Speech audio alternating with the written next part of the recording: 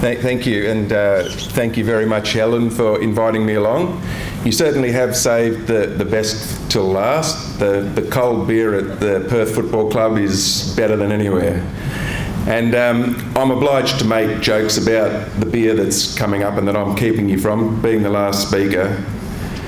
And you could consider what's the most important thing in a mineral system, but if you're contemplating tipping alcohol into a human system, you might wonder what are the really important parameters, and you might say, well, which ad do I like best on TV? Or go into the bottle shop, which label do I like the best? You've got to find out what really matters about alcohol in a human system. Well, in the same way, what is it in an alteration system that really matters? What are we trying to understand? I'm stepping one step back further. We're only going to cover one of these three things. If we want to map lithology, we're going to be using a different type of geochemistry. But we're focusing on alteration, and we need to understand minerals. So that's why we're ending up with a simple talk that's just whole rock geochemistry, but to say that this is all about mineralogy too, and it's about integrating this with spectral mineralogy and all of the high-end technical uses, because in the game of pragmatic exploration, we're probably going to be doing a lot more of this and augmenting the higher-end technologies where we can justify it. The third really important question that an exploration geologist could ask is, what about metal signature? But like I said, we're just going to focus on point number 2. I might just leave this part, except for if we get this right, we can map the fluid flow and interpret the fluid flow through our whole mineral system. I nearly said human system, but the mineral system. And if we understand that, we can focus, we can work out where the hydrothermal fluid flow focuses, deposits, and we are mapping a system which is much bigger than an ore body, but understand where the ore body fits into that. And another way that I like to think about a mineral system is context. That's the most important thing that I think you have in a mineral system. We had these pigeonholes that Ross referred to more than 10 years ago and recommended that we get past those pigeonholes. Pigeonholes were like a recipe that to make a VMS deposit you do it just like this, but the trouble is if you strayed 2 steps away from that, you were lost, you didn't know where you were. The mineral system focuses on a few fundamental processes that are adaptable to just about any mineral system. And I guess what I'm about with geochemistry is we can add a whole lot more context, a whole lot more understanding to your interpretation of that flexible mineral system. So we're looking at alteration geochemistry. So really, that's the take-home message in many ways, that these geochemistry maps an alteration system very well, but it's all about minerals. We're going to make diagrams, and if it's an alteration diagram based on geochemistry, if it doesn't have mineral nodes on it, it's not going to be nearly as helpful.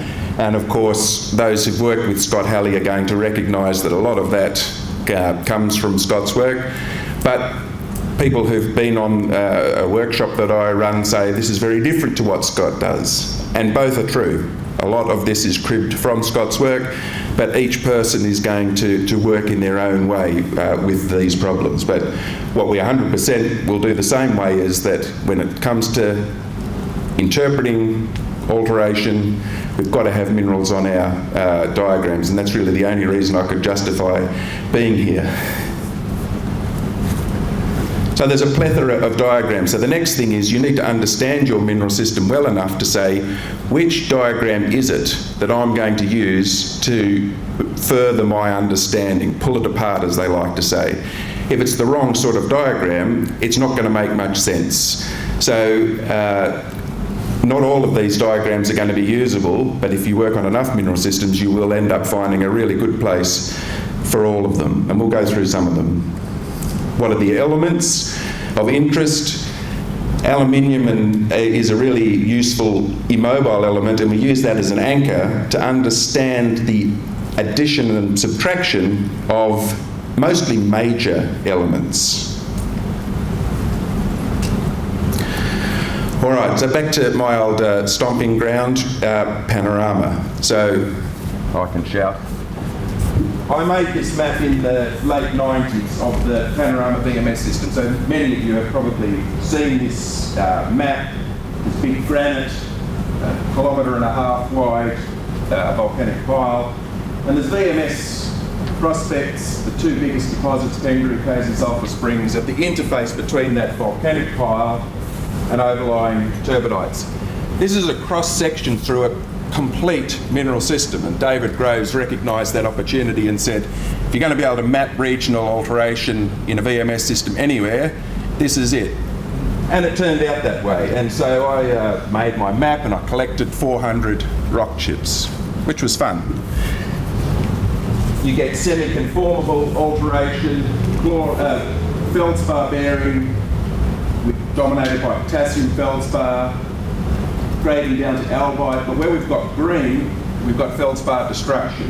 Where we've got orange, we've got sericite alteration.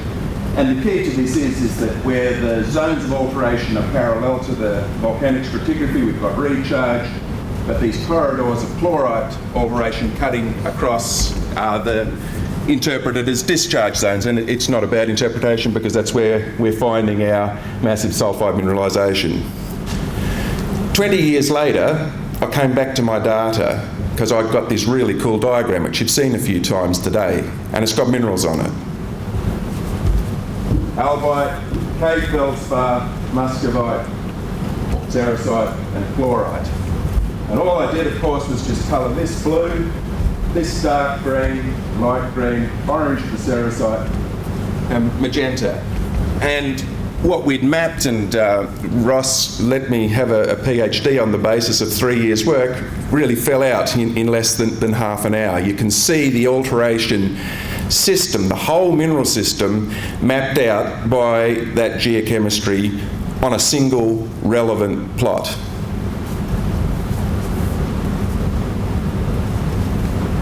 As Forrest Gump said, that's all I've got to say about that. All right, but we can look at these things a number of other ways. Another trick in the toolkit that I didn't have 20 years ago was the centred log ratio, which I find really helpful to doing principal component analysis.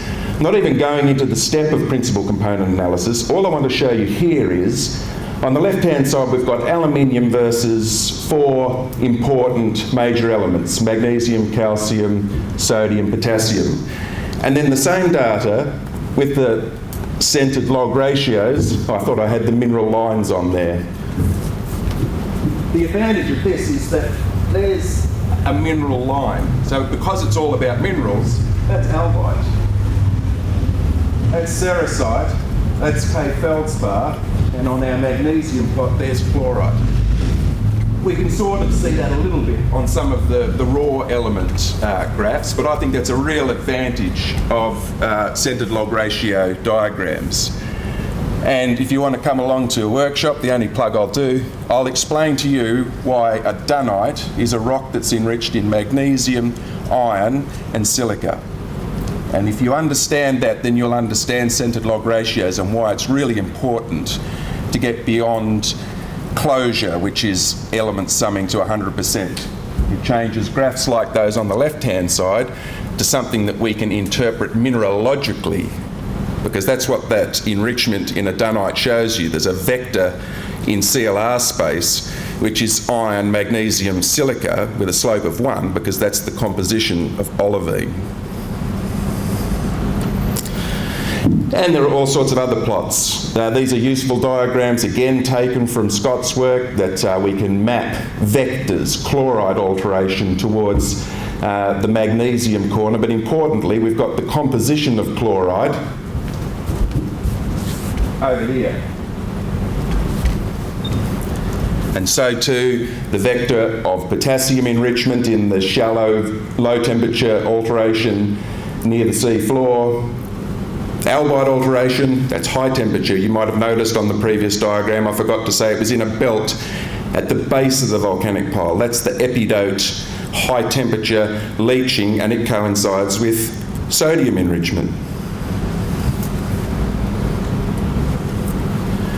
These are plots from the thesis, and they're not quite raw element maps. They show mass gain or mass loss. So white means no change. So we can see that the magnesium addition is clearly mapping chloride alteration, and we can also see with the map of copper beautifully that really profound copper leaching, and it is profound. In a mafic to ultramafic rock, you have 1 ppm copper. It's complete leaching.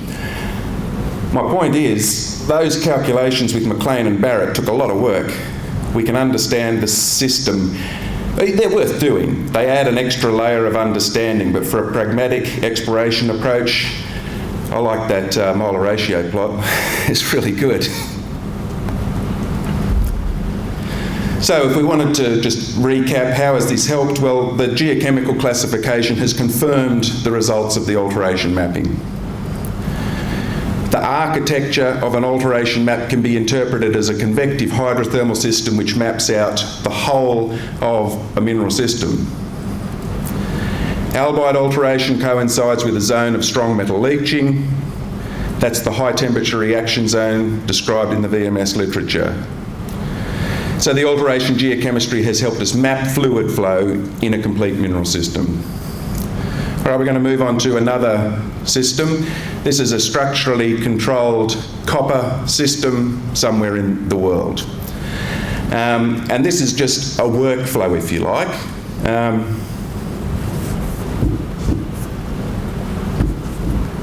We're going to end up classifying some copper mineralisation, some zinc mineralisation, and some iron metasomatism, and some sodium depletion. So all the copper versus zinc, we can see, that's all we've done. Copper rich or zinc rich. And we can see the elements that coincides with. The copper rich mineralisation is also indium rich and it's tin rich, whereas the zinc mineralisation is lead rich. So we've got some important patterns already.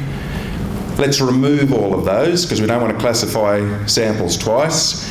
And this is showing aluminium versus iron, because in this system we've got a single composition pretty well. They're sedimentary host rocks. And so the iron to aluminium ratio, is this a PDF? I don't know. I'm not getting the animations. Doesn't matter. The greatest point density by far that I wanted to show here is down the bottom. That's all of your unaltered rock, 95% of the data. But where we're getting chloride alteration, iron enrichment, that's this part here. So all I've done is classify strong chloride alteration and moderate chloride alteration. And then lastly, we look at sodium, and we've got a least salted population, some more sodium depletion which hasn't been captured by chloride alteration, and a bit of sodium addition. So some simple classification like that. Unfortunately, I won't actually show what you really want to see, which is the spatial distribution of these things. But that workflow can be really effective. Once you've worked out what matters in this alteration system, it's only a few diagrams which you can use to slice and dice a mineral system. In this same system, there was, if you look at all of the data here in that same aluminium versus iron plot, the iron addition is mostly chloride, but there's also sulfide. So what if we were interested in just isolating the chloride alteration? Well, what we could do is what we've done on the left-hand side, is let's take away the sulfur that's required to make galena and sphalerite, and let's then remove the iron and sulfur required to make chalcopyrite. You can read the rest of the steps. What we're doing is we're isolating that portion of iron owing to silicate. And once we do that, you see a beautiful line. And that's what we're often looking for on these XY plots, are lines. And that's a chlorite line. You cannot add any more iron to that rock because that's all the aluminium can accept to make iron-rich chloride. And you can see that there's 6 samples there, which the black dots, they're over-range sulphur assays. We've got a reading of 10% when actually it's a whole lot more, and that's why they're plotting where they shouldn't be. So it's very effective. The chemistry really works. Another really beautiful system, we're sort of moving away from alteration now towards mineralisation, the copper-iron-sulphur triangle. So we can see that this particular system is very much chalcopyrite. There's hardly any iron sulphide, and that same aluminium, potassium, well, last time at Sulphur Springs we had magnesium in the bottom corner. This time we've got iron. And again, it's just these vectors on these diagrams, and we can interpret that in terms of the alteration system that we created a few slides ago on that handful of XY graphs. I do principal components, so we'll have a look at that here. With the same data, why I do this, it's not the final flourish. I do this with the data set to understand it from the very beginning. I don't know a thing about this. I want to know what elements are going with what other elements. And doing a centred log transform before you do this is very, very helpful. And there's a few other steps, but if you do it properly, this is what comes out in this particular data set. Because we've got a lot of mineralisation is coming out on principal component 1, and it's lumping together the copper and the zinc as a lead, silver, copper, bismuth, zinc, sodium. So that's where we're getting some sodium addition in some of these samples, strontium and arsenic. Everything else is host rock.